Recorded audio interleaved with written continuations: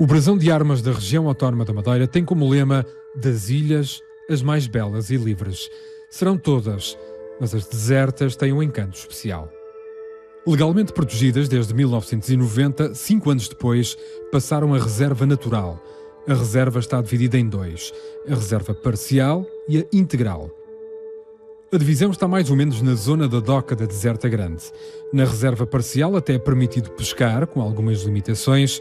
Na reserva integral, nem pescar, nem mergulhar. Hoje, as ilhas ostentam orgulhosamente um diploma do Conselho da Europa para áreas protegidas. O oceano aqui ao lado representa uma das maiores riquezas das ilhas. As aves marinhas são o exemplo. As ilhas desertas são a casa da cagarra, uma ave que passa o tempo todo na água e só vai à terra nidificar. Entre a primavera e o outono, as desertas enchem-se de aves. São aos milhares.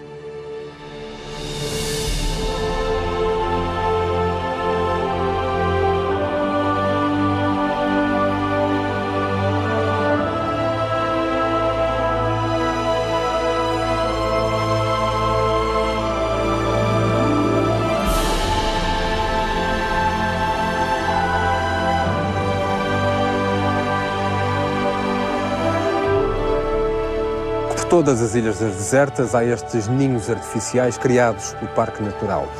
Ora, como em tudo na vida, quando há brigas, quando há lutas entre aves, por exemplo, entre as almas negras e as gaivotas, muito raramente vencem as almas negras. As gaivotas, as cagarras e as almas negras entram numa espécie de combate natural onde quase sempre o mais forte vence. Mas há exceções na natureza, como esta alma negra que fez de uma cagarra morta o tapete de entrada do ninho. As gaivotas são um dos maiores perigos para as almas negras, por isso os ninhos são sempre em locais menos acessíveis às aves maiores. Ok, esta alma negra está ali ao fundo. É a primeira vez que vim para aqui em agosto de 1988. Este ninho tem sido sempre ocupado e tem sempre uma alma ali. Agora não sei se é. Será que é mesmo? Mesmo? Isso não sei. Qual a experiência média de vida das almas negras? Não faço ideia. Tem lá Olha, um tem um ovo. Tem. Elas agora estão com um ovo. Pois é. Está-se a ver o ovo lá. Sei que dessa data este ninho é sempre ocupado. São duas. Há outra lá para dentro. Tem? Tem. Ah, sim. Parece que tem outra dentro. São duas, neste caso são duas do seu casal. Se calhar, possivelmente, eles mudam às 7 em 7, 8, às 9 dias mudam. Se calhar estão aqui uma e, entretanto, deve haver hoje uma para uma hora, a outra vai permanecer aí uns 7, 8 dias, 9.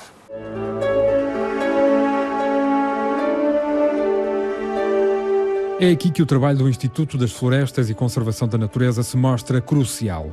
Não que a natureza seja lenta, mas às vezes precisa de uma mãozinha. Os ninhos artificiais ajudam e muito à reprodução das espécies de cagarras e almas negras. Durante o dia refugiam-se por entre as rochas. É à noite que os parceiros regressam. O espetáculo passa a estar no céu. No meio do silêncio das desertas, este é o som mais característico à noite. O som das cagarras. Das cagarras e também o som das almas negras. No caso das almas negras, até parecem cães a ladrar. O som das cagarras é mais característico e ouve-se principalmente à noite. Quando saem tanto as cagarras como as almas negras, é um período de grande atividade durante toda a noite.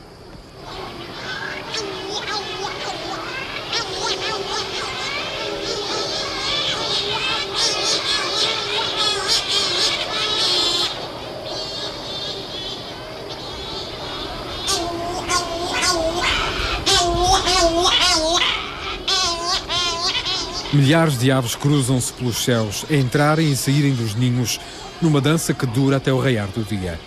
O ritual repete-se todas as noites até o outono, quando as aves deixam os ninhos para voltar apenas no ano seguinte.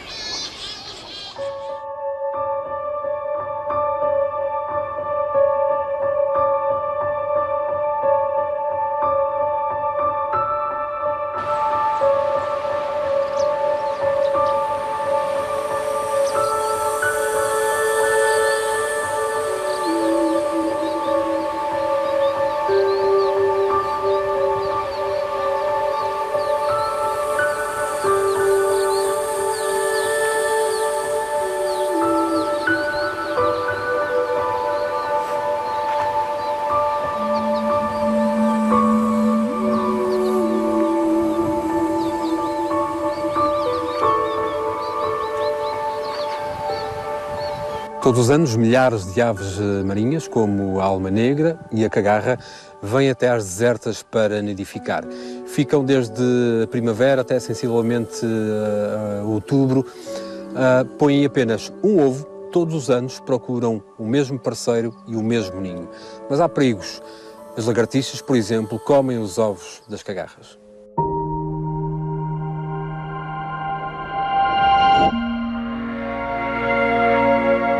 A lagartixa das desertas é também uma subespécie endémica da região e por aqui não há falta delas.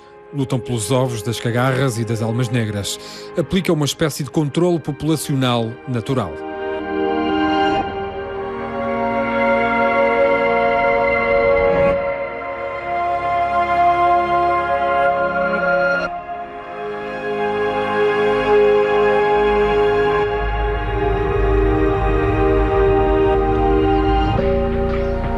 Com pouca intervenção do homem, as aves, os répteis, os animais convivem em harmonia. As desertas terão provavelmente a maior colónia de almas negras do mundo. Aqui também fazem casa os pequenos corre-caminhos e o canário da terra. São parecidos, mas consegue-se distingui-los essencialmente pela cor. O canário é geralmente amarelo e o corre-caminhos castanho. Tomam banho juntos e alimentam-se de pequenas sementes.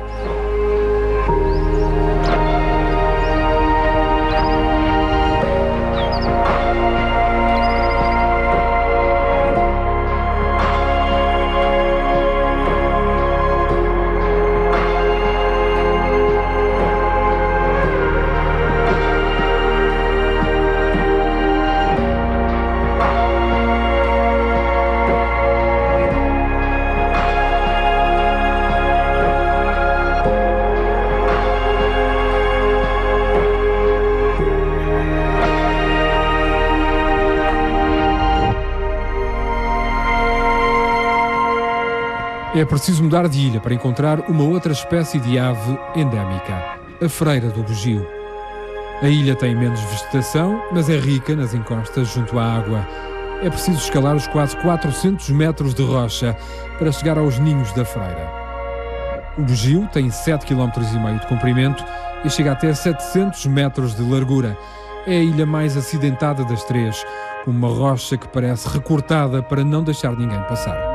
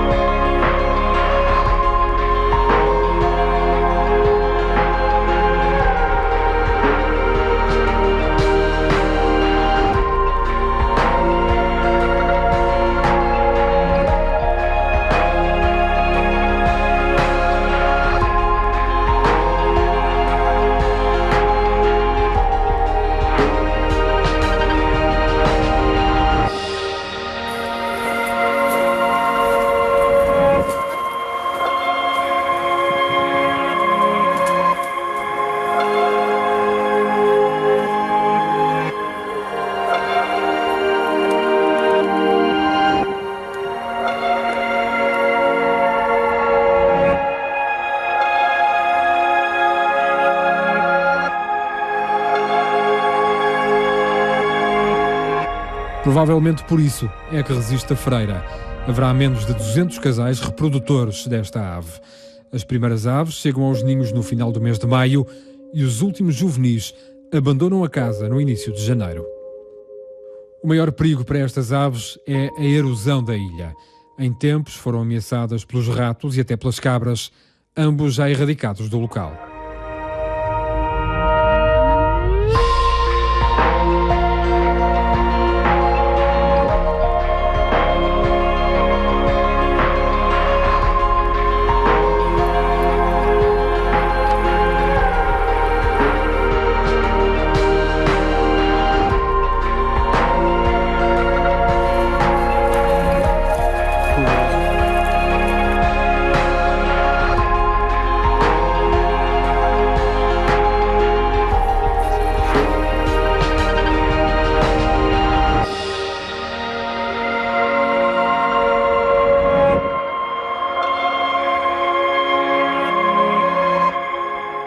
A presença dos vigilantes da natureza tem sido fulcral para o desenvolvimento das espécies, sejam aves, invertebrados ou espécies marinhas.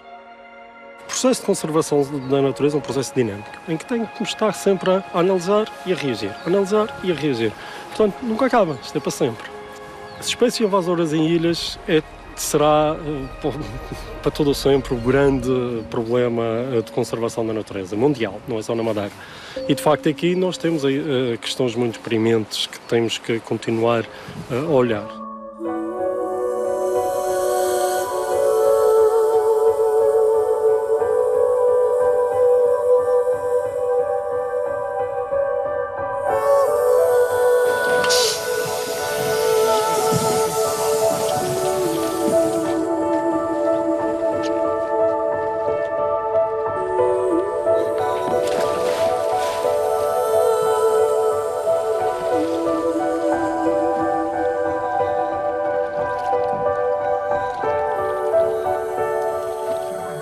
Mas a visita às desertas não está completa sem olhar para o que está debaixo de água.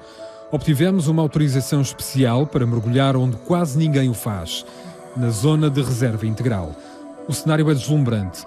Sem ameaças, as espécies marinhas dão asas, ou barbatanas, ao crescimento.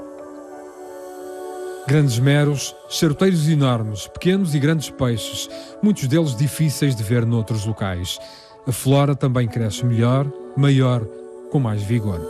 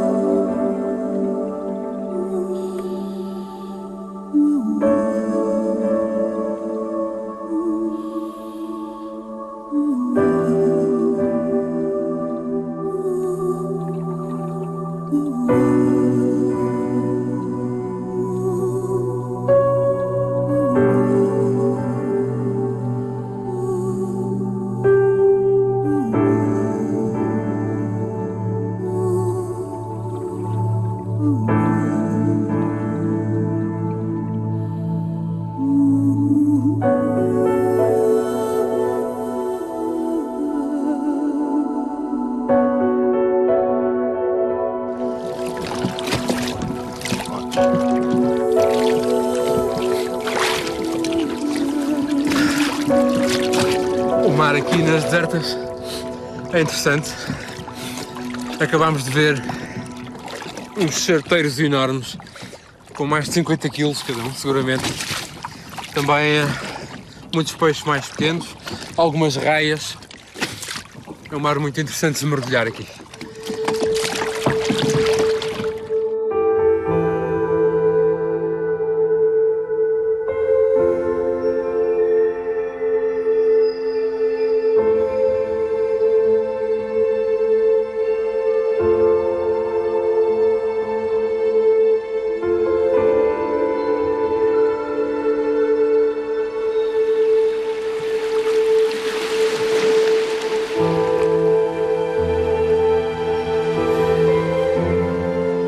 Mas as desertas também são conhecidas devido a outra espécie que por aqui vive. Num dos nossos mergulhos fomos surpreendidos pelos donos da casa, os lobos marinhos.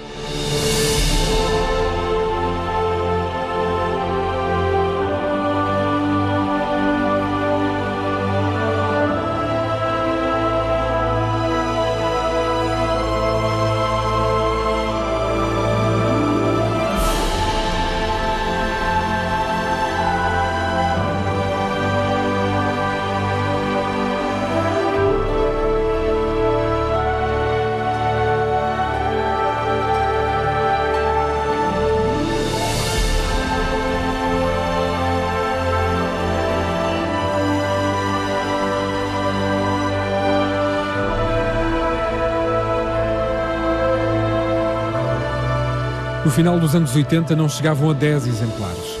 Hoje estima-se que sejam perto de 40. Metade deles não estarão catalogados. É o caso destes dois juvenis, curiosos com a nossa presença. Os nascimentos ocorrem, por norma, no último semestre do ano.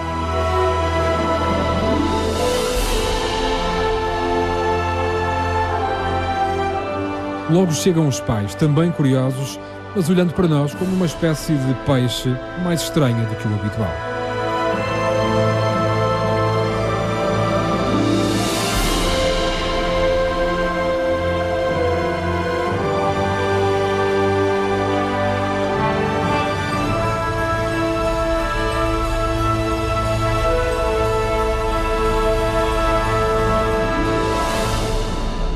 A verdade é que eles já cá estavam antes dos primeiros colonos, até dos descobridores. João Gonçalves Jarco encontrou-os na Madeira quando, em 1420, um ano depois da descoberta, decidiu catalogar o litoral. Foi no sítio que chamou de Câmara de Lobos que os encontrou em maior número. Os colonos caçaram a foca monge quase até à extinção, pelas peles e gordura para fazer óleo. A civilização afastou-os para as desertas e é aqui que procuram viver em paz, agora e desde o final dos anos 80, como espécie protegida. Chegam a ser observados em algumas praias na Madeira e até no Porto Santo, mas são poucos os aventureiros. E porque se tratam, na verdade, de animais selvagens, a recomendação é para evitar qualquer interação com eles. Podem não ser agressivos por natureza, mas também podem não compreender as reações humanas. O melhor é deixá-los em paz.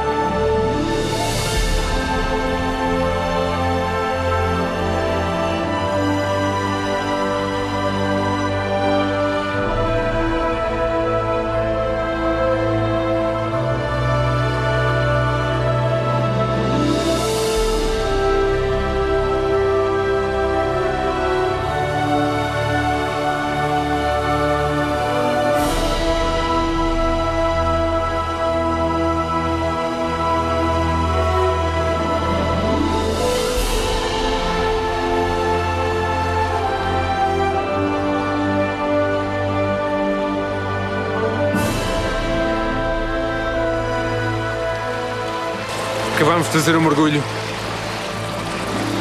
de cerca de 50 minutos e foi um mergulho fantástico. Um dos melhores mergulhos da minha vida. Estivemos com 4 lobos marinhos diferentes. Um deles com uma cria. E estiveram ali a brincar connosco. Foi uma experiência fantástica.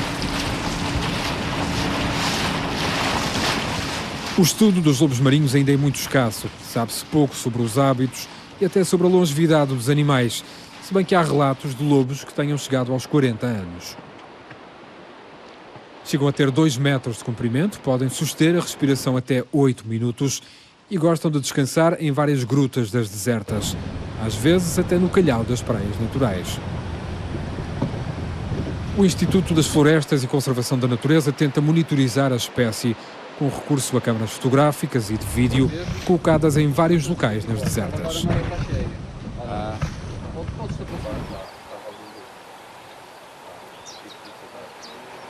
Quando são avistados, fazem as delícias dos turistas que chegam de barco. As desertas começaram agora a abrir-se aos visitantes.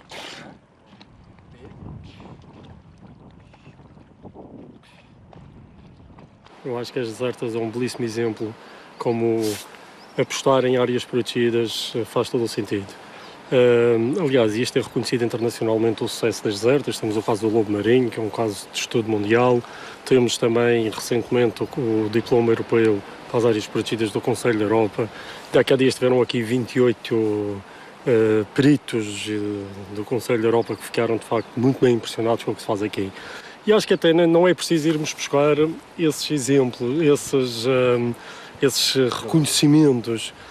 Se nós olharmos à nossa volta e vermos como a vegetação está recuperando, vermos como o nosso meio marinho está a recuperar, como os lobos marinhos estão a recuperar, a freira do Bugio, esta população de almas negras enorme que está aqui atrás de nós, claro, por baixo das rochas, eu acho que isso fala por si. E ainda tem aqui um outro aspecto que temos que realçar, que é a maneira como as desertas estão-se a abrir ao turismo, portanto, criando aqui uma mais-valia económica para um sector muito importante para a região.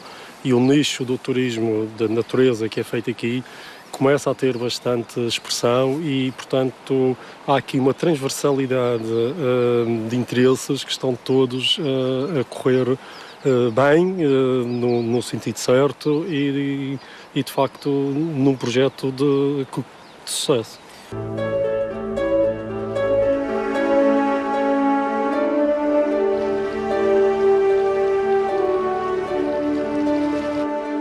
Para além das fajãs, os fenómenos geológicos criaram grutas espetaculares. Cenários de sonho que nos transportam para fora das ilhas, para fora da região, para um imaginário poucas vezes visto por estes lados. As ilhas desertas são ainda o exemplo do potencial natural que está por descobrir. Nesta semana de descobertas e aventura ali ao lado, podemos perceber que a verdadeira ameaça, ou que de mais belo a natureza tem, é mesmo o homem.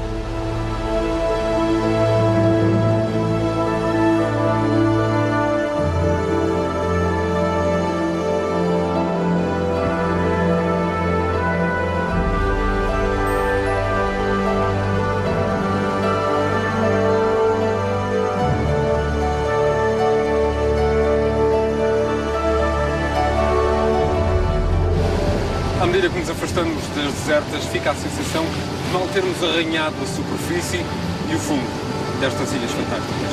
Até à próxima aventura.